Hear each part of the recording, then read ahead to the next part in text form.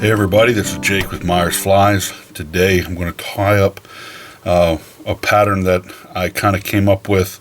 There's similar patterns like this out there for a Caddis pupa, but this was something that I came up with back this past spring for the Grannom hatch. I was fishing, going to be fishing the little J, and wanted something for the Grannom hatch. Never fished it before, live about 2.5 hours away from it, and just never fished it. And was talking to a friend of mine, Eric Strout from Strout Fly Fishing. You can check out his social media pages. But he said, come on up and bring some Grannom, Caddis type flies. And so anyhow, I got on the internet and was looking at different pictures of the Grannom Caddis here in Pennsylvania, and so just came to the bench, and here it is. This did remarkably well. The first day I took them up and fished them, we lost count of the fish, over 20 plus fish in a couple hours. It was just did really, really well. Now this is tied with a tungsten bead here. The ones that I was fishing did not have a tungsten bead because I was fishing these a little higher up in the water column. Later on in the mid morning when stuff started to come off.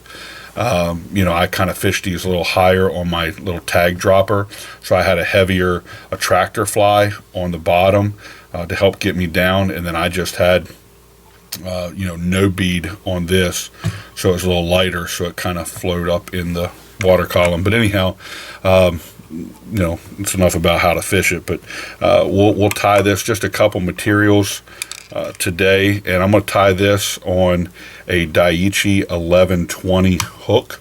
You'll see that there in the vise. And then this is a fire hole stone. This is a 2.5 millimeter tungsten bead. This is a size 16 hook. I tie them, from 14, 16, 18. It's about as small as I go. I don't like to fish too small stuff. My eyes aren't what they used to be. And so anyhow, I'm going to put this just angled down a little bit in the vise, just so I can get my thread and get everything wrapped all the way back to the very, very back here. Then I'm going to take some olive hare's mask dubbing, and this is just a Nature Spirit, the hare's mask, olive hare's mask. I'm going to put just a little bit of that on the back. I'm going to wrap this down right at the bend. I don't want to go into the bend too much because you take away your hook point. I'm going to wrap that up. Then I'm going to resituate this hook up just like that.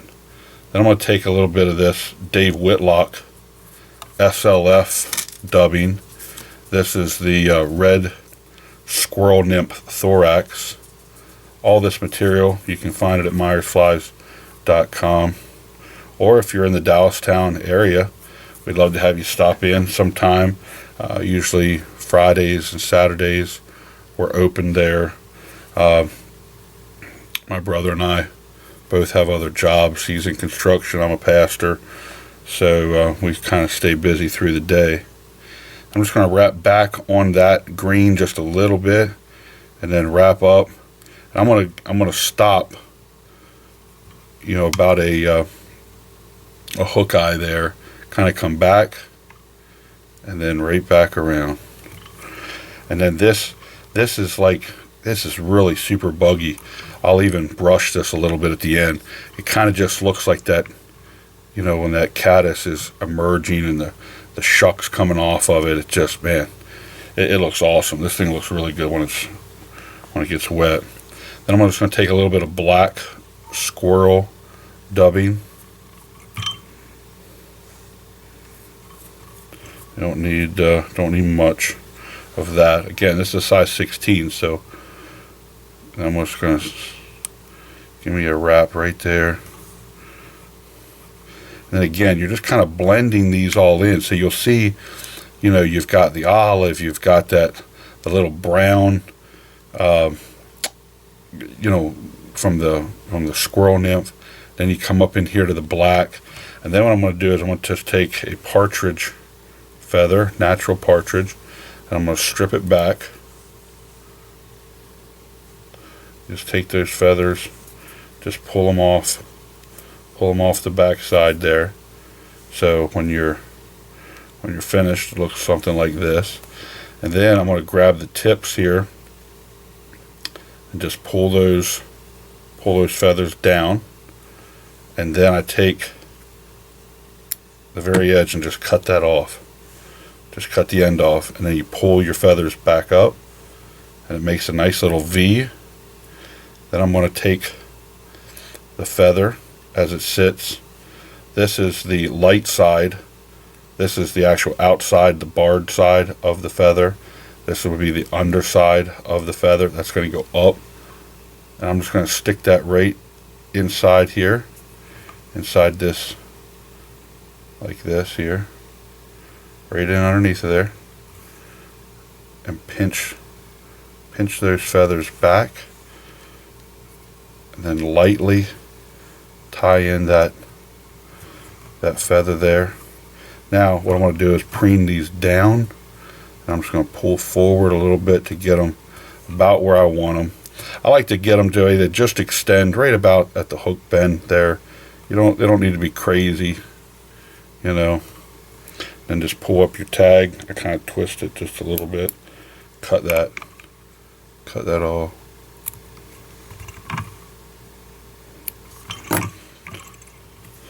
Now you're almost done. I'll do another wrap or two there. Situate those feathers. Then I'm just going to take a little bit more of this red squirrel nymph thorax, just a little bit, that we're going to use as a color here. Very sparse on this, very sparse. I can actually almost see my thread right through this dubbing, because it isn't going to take much. In fact, that's a little much right there. Sometimes you just got to pull a little off. You don't want to overdo it. Thin to win. And just pull that back. And that's it. And then when that kind of pulls down over, very buggy looking. And when this gets wet, because you tie it, you know, kind of sparse like this, when this gets wet, and I'm just kind of brushing that back with my fingers, you know, because you got a little bit of roughness there on your fingers. But when all that gets wet, it just kind of, you know, the iridescent, you can see kind of like the sparkle in the in that squirrel nymph thorax.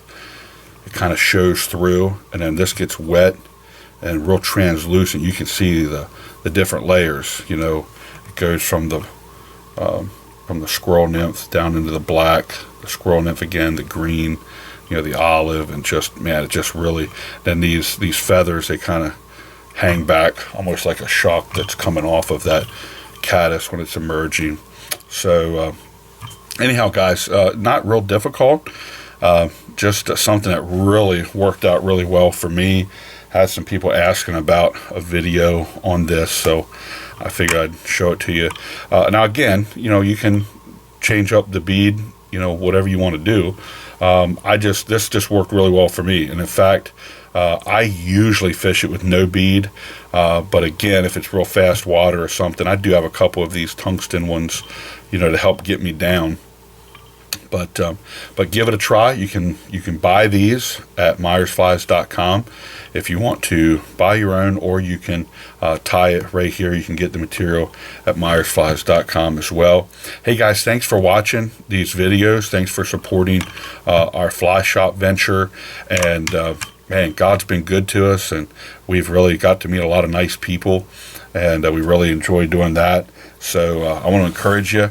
Right now we're in kind of like the middle of summer. It's almost the end of June here, getting ready to turn the corner, get into July. So a lot of the water temperatures aren't really suitable for trout fishing, and maybe look to some of those warm water species, smallmouth, carp, some of that kind of stuff.